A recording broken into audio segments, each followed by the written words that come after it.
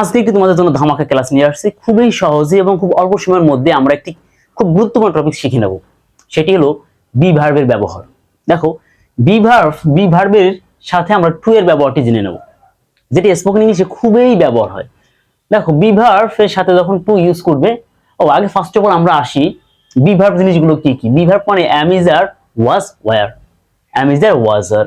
যখন তুমি be verb use করবে সাথে একটি টু ইউজ করবে, তখন তার অর্থটি দাঁড়াবে যেতে হয়, খেতে হয়, বলতে হয়। যেতে হয়েছিল, খেতে হয়েছিল, বলতে হয়েছিল। যেমন আমি যদি একটা বাংলা বাক্য বলি, আমাকে আমার বলতে হয়েছিল, তার যেতে হয়, তার কাজ করতে হয়। এই যে বাক্যগুলো আমরা এই বি ভার্ব প্লাস টু ব্যবহার করে করতে পারি। দেখো বন্ধুরা, যখন অ্যাম ইজ আর ইউজ করবে তখন সেটির অর্থ দাঁড়াবে প্রেজেন্টের তথ্য, মানে প্রেজেন্টের অর্থ আসবে। আর যখন ওয়াজ আর ব্যবহার করবে তখন সেটা হবে পাস্টের অর্থ, অর্থাৎ যেতে হয়েছিল, খেতে হয়েছিল, বলতে হয়েছিল, এমন অর্থটা আসবে। So let's see. দেখো, আমার পড়াশোনা করতে হয়, তাহলে এখানে সাবজেক্ট, ফার্স্ট অফ অল একটি সাবজেক্ট বসাতে হবে। ওকে, সাবজেক্ট এখানে আমার ইংলিশ কি আই পরে কি বসে, অবশ্যই যদি এটা প্রেজেন্টে আছে করতে হয়, পাস্ট হলে থাকতো করতে হয়েছিল, তাহলে আমি এখানে দেবো আই অ্যাম, তারপর কি দেবে, টু দেবে, আই অ্যাম টু কি আছে বাকি, দেখো তো, আমার করতে হয় ইংলিশ হয়ে গেল অ্যাম টু, কি করতে হয়, পড়াশোনা, তাহলে আই অ্যাম টু স্টাডি, আমাকে পড়াশোনা করতে হয়। আমার পড়াশোনা করতে হয়েছিল, I was to study.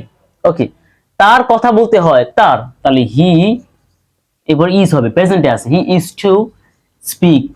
To speak, তার কথা বলতে হয়। আমাকে শিখতে হয়, আই অ্যাম টু লার্ন। ওকে, আমার কাজ করতে হয়, আই অ্যাম টু ওয়ার্ক। তাদের ঝগড়া করতে হয়েছিল, তাদের, তাহলে দে।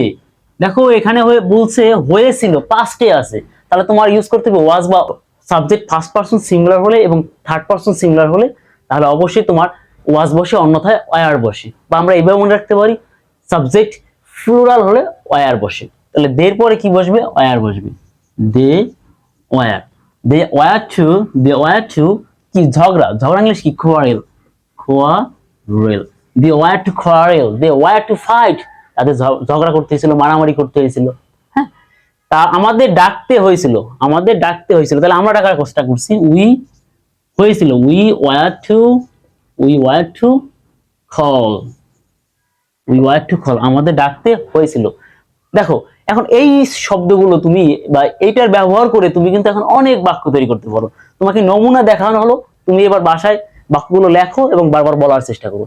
দেখবে spoken English, really it's very easy to speak in English, but you have to work hard, you have to determine and you have to practice, then you will able to. So best of